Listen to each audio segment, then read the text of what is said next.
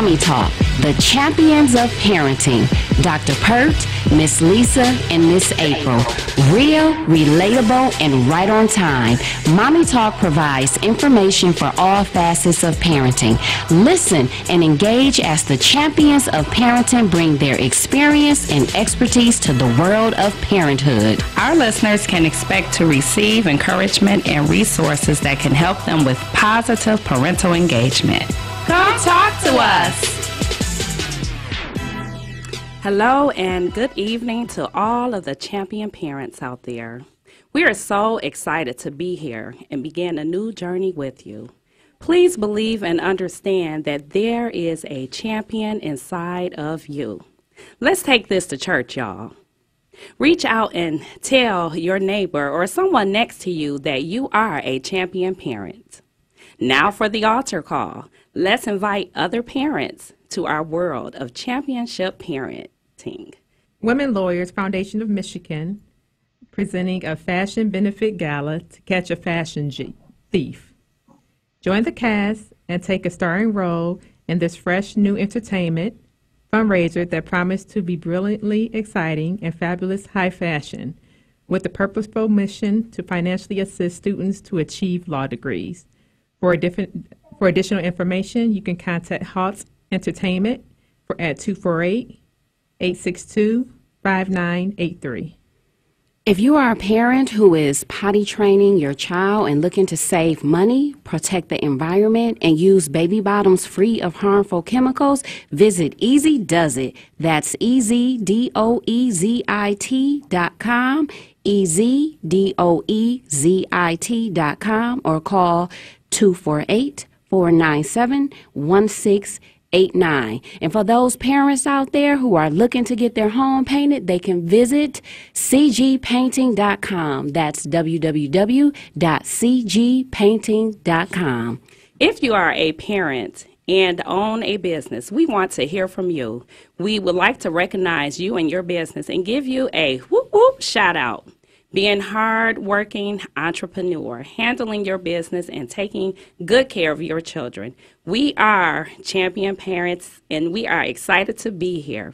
Okay, well, welcome to Mommy Talk Live. Today, we have an exciting show planned just for you. Being a champion parent is understanding and knowing that none of us are perfect. However, it also means that we are awesome. Better believe it, we're awesome. We care enough and want to be better. The methods that we will share with you are research-based and proven to help parents be effective at raising and engaging children. Today's topic, we have Miss April. She will lead us into the discussion of making communication a priority. I, Miss Lisa, will discuss methods of being patient, being objective, and taking time to reflect. And Dr. Pert will lead us in the discussion on being aware of what's going on with your child and adjusting to your parenting style. Okay, Miss April, take it away. So, good communication is an important parenting skill. Parenting can be enjoyable when a positive parent and child relationship is established. Whether you're parenting a toddler or a teenager, good communication is the key to building self-esteem as well as mutual respect. Communication is important because children don't always open up about what really bothers them or about their lives. Knowing specifics about dramas, fears, or worries make a profound difference in being an authoritative parent who can guide children through an increasingly tough academic and social world. After all, information is power, and knowing the ways to talk naturally to your child communicates that you really care.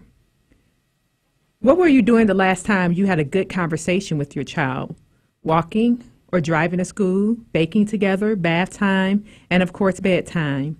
These times and activities loosen tongues because parents and children aren't looking at each other. In fact, we are in parallel position.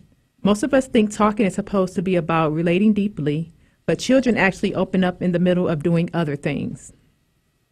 I frequently talk to my sons and engage them in conversation often.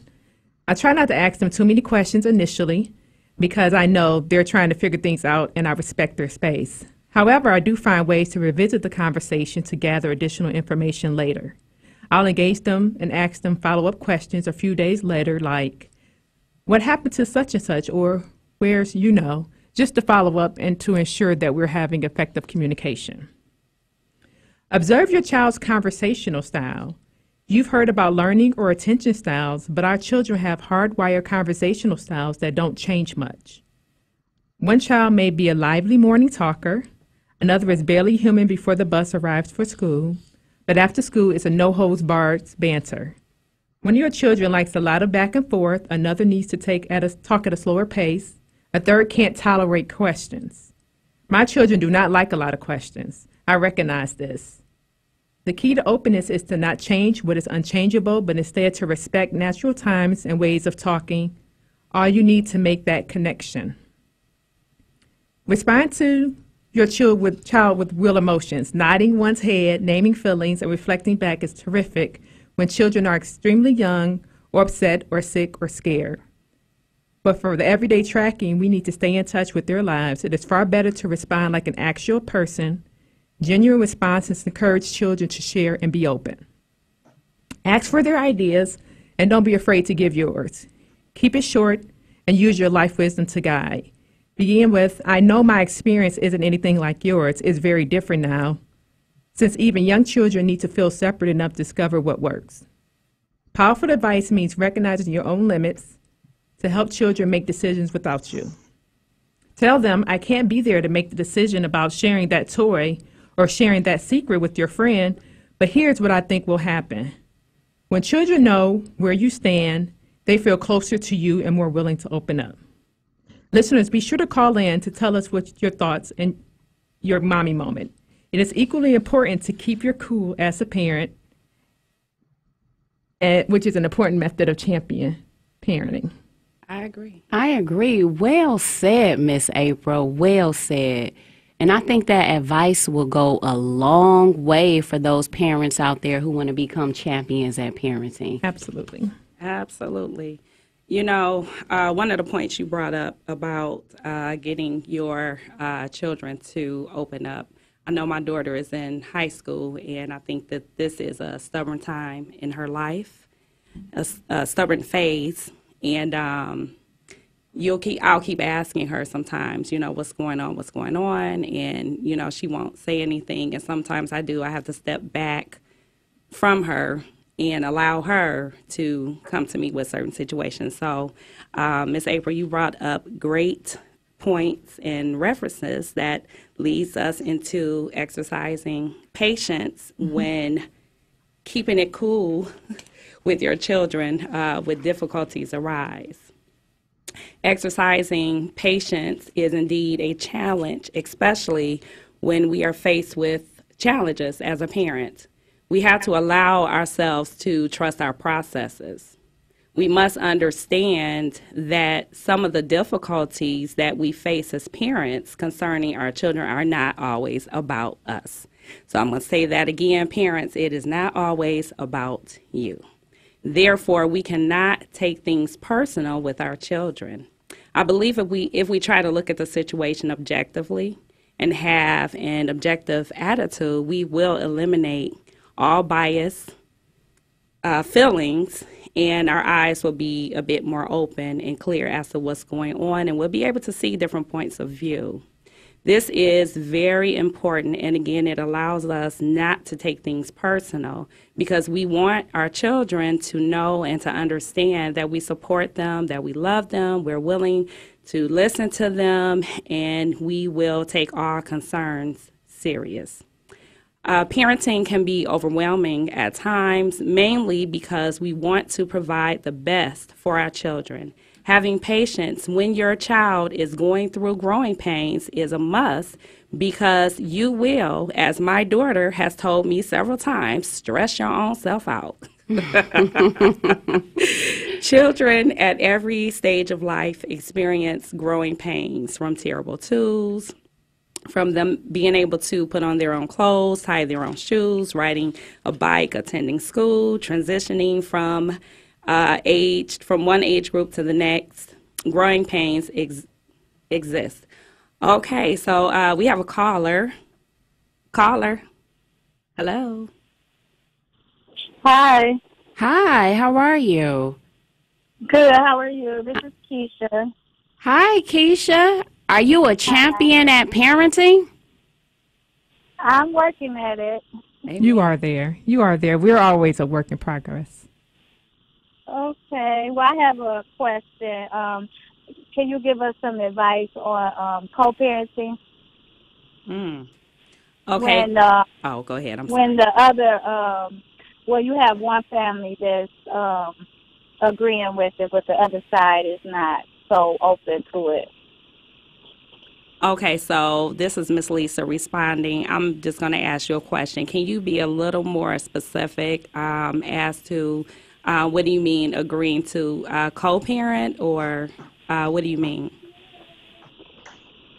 Well, you have one parent who has moved on out of the relationship, and that parent, well, I'm willing to co-parent, but the other parent is not agreeing with me. You know, they feel resentful that I have moved on. Okay. And that is unfortunate. In co-parenting, we both have to both parties have to understand that we are, you're no longer together, but we have to remember to keep the child should be the focus. It shouldn't have anything to do with the relationship. And I think that that's where a lot of people fall short. They don't understand that the main focus should be about the children. And so with you being able to move on, Miss Keisha, and you just have to remember to keep the kids a main focus. Yes, and this is Miss April speaking. As Miss Lisa profoundly spoke earlier, it's not always about us, and we have to remember that and take ourselves out the situation and focus on the best interest of the child. So I would just still communicate and reinforce the importance on focusing on the child, along with prayer and patience, and I'm sure everything will work out for you, Miss Keisha. Yes. Okay. Well, thank you, ladies. It's going to take time, though. Listening. You know it's going to take time. Hang in there. You're right. Okay. Well, thank you very much. All right. And I'll be listening to you, ladies. Thank you. Thank you. Thank you. Okay. Keep up the good work. Thank you. Thank you. Okay. Bye-bye. Caller. Hi, this is Mommy Talk. Hi, April. Yes, hi. Hi, this is your mom. Hi, Mom. Just Hey, want Mom. to shout out to you all. Woo-hoo. Yeah, that y'all doing a good job, and I'm behind you. I'm praying for y'all. Y'all keep doing it.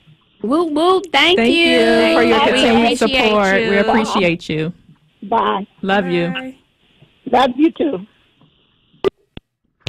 All right. Exciting callers. Okay. So I think we had left off on the point of just understanding growing pains. Kids go through growing pains at different stages, and we have to remember that it's not about us. However, as the caller, Miss Keisha, pointed out, sometimes, adults get caught up in the back and forth of situations that has nothing to do with the situation at hand. So again, we have to try to keep the kids our focus and continue and move on. We all have heard the saying that stress kills, and patience again is very important to exercise when dealing with your children. I was saying to someone the other day that I was yelling at my children, and then I noticed that I was feeling pains in my chest. I was getting headaches. And to me, that was like my kind of reminder, calm down, relax. And We do have to say that to ourselves at sometimes right. and kind of step away from the situation, because we do try to control the situation, Yes. but sometimes we just got to let it play out. That's right. Yep. So here are some quick tips to remaining calm and having patience, so we can keep our bodies intact as best as we can.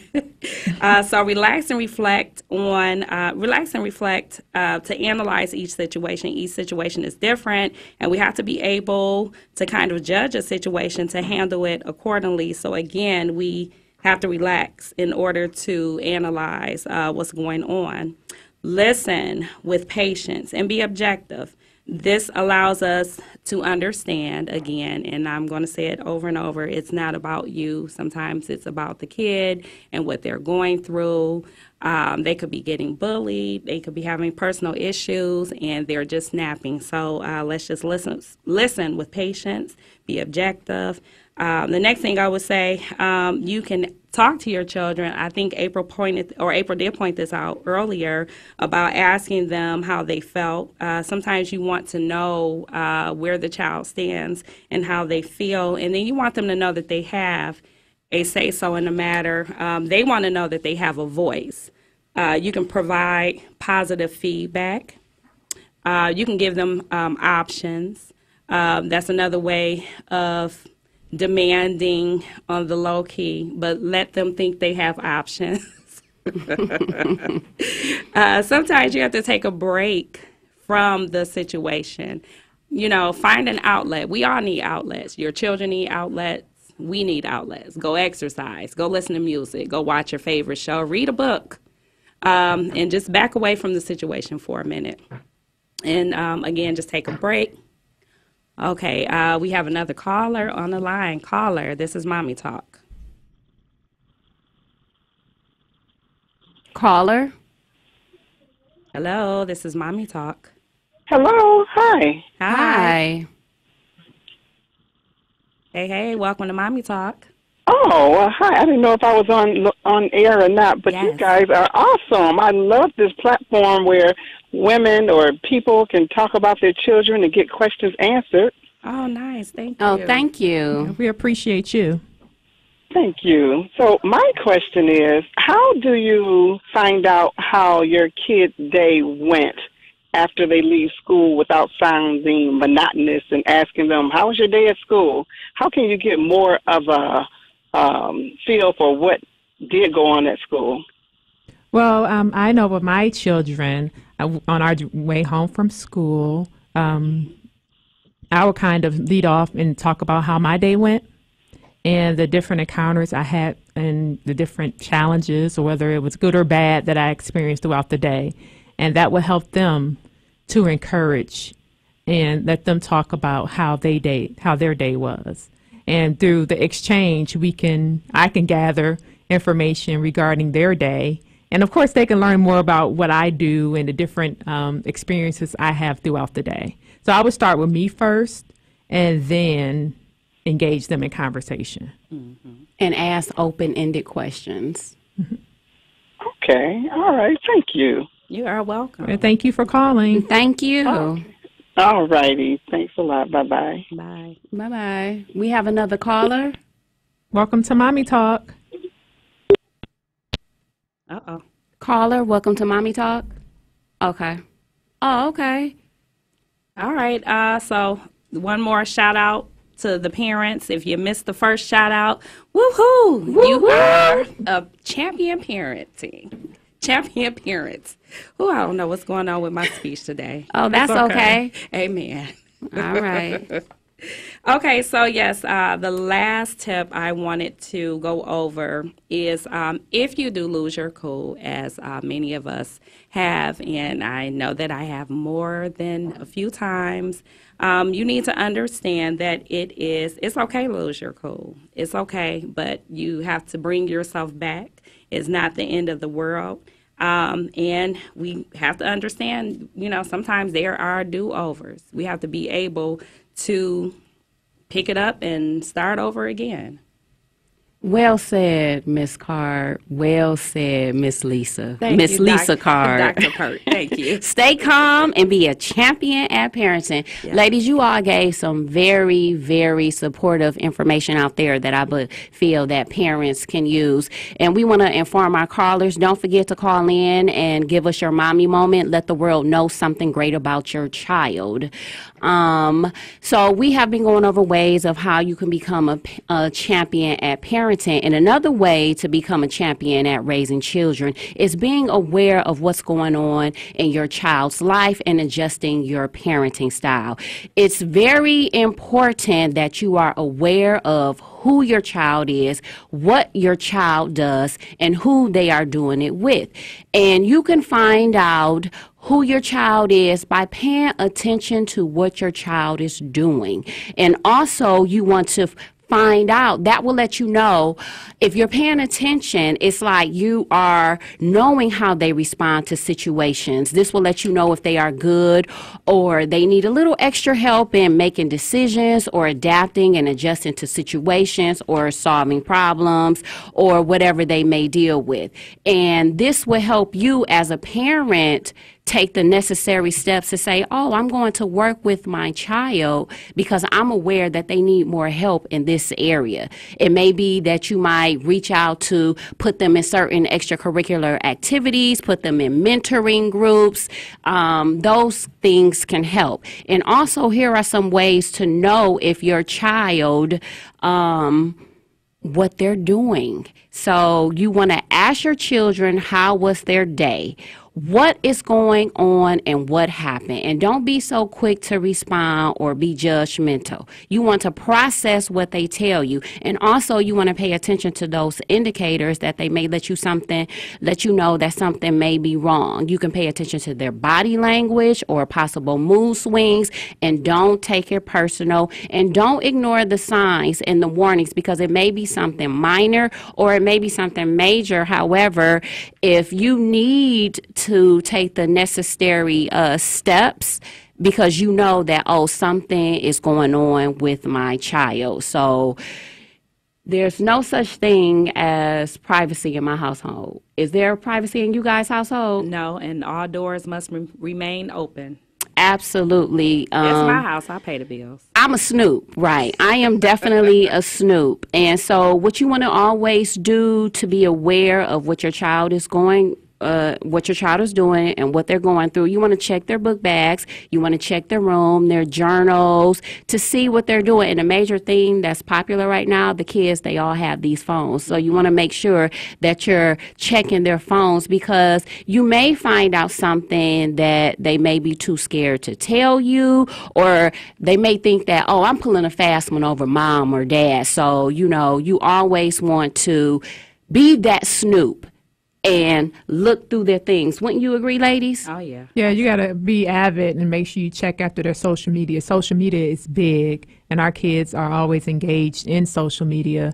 And then also bullying on social media is big, too. So by us checking and necessarily snooping and invading their privacy, because like you said, there's no privacy in our home. None. We can be better active and prepared to help our children.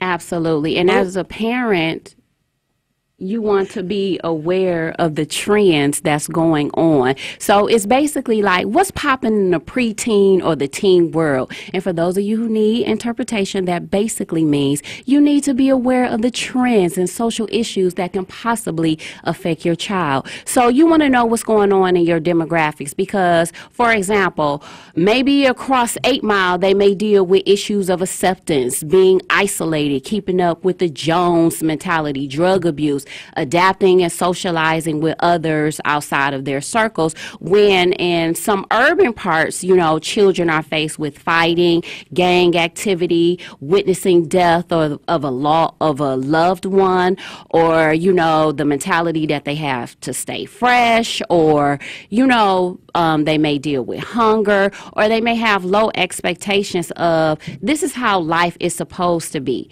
And then you have to think of your areas where the population is high immigration, and they have to deal with issues where they can't speak English or translate or adapting to another culture, and these children may be teased. So all kids face some type of social problem or some type of, it could be bullying, peer pressure, pressures to succeed, social problems, pressure to be sexually active, or just coping skills. So knowing these trends will allow you to be proactive to communicate with your child on how they can be a leader and use critical thinking skills and common sense to solve problems.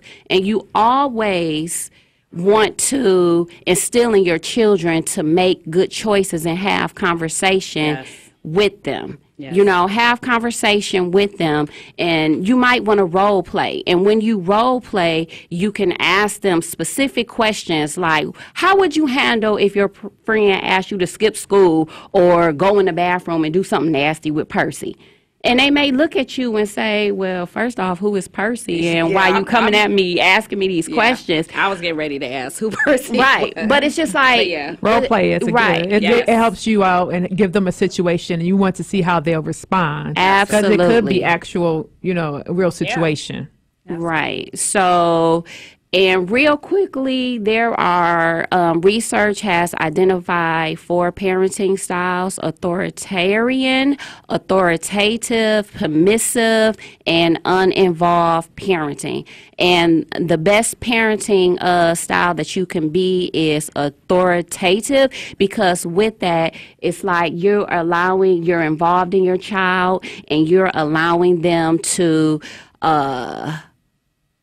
you explain reasons behind your rules, and you enforce consequences, and you let them know that you're the parent. Absolutely. You are the boss. You are. We are champions. We are the boss. Yes. And I believe that we covered 3 important topics that support becoming a champion parent.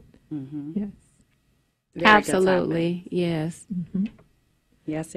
So the motivational saying as we close: be the parent today that you want your kids to remember tomorrow. The author is unknown, but this is a powerful quote that helps me to be reflective of my parental skills and try to be a better, calmer, and more patient parent, as Miss Lisa went over so eloquently in her points. Woohoo. Siren. So we would like to thank you for listening to this episode of Mommy Talk, where we discuss 3 methods of champion parenting: effective communication, exercising your patience, and maintaining your parenting style. Tune in every Monday at 7:30 p.m. to discover additional methods and discuss various topics on becoming a champion at parenting. Yes. All right. Thank you. Champion parents.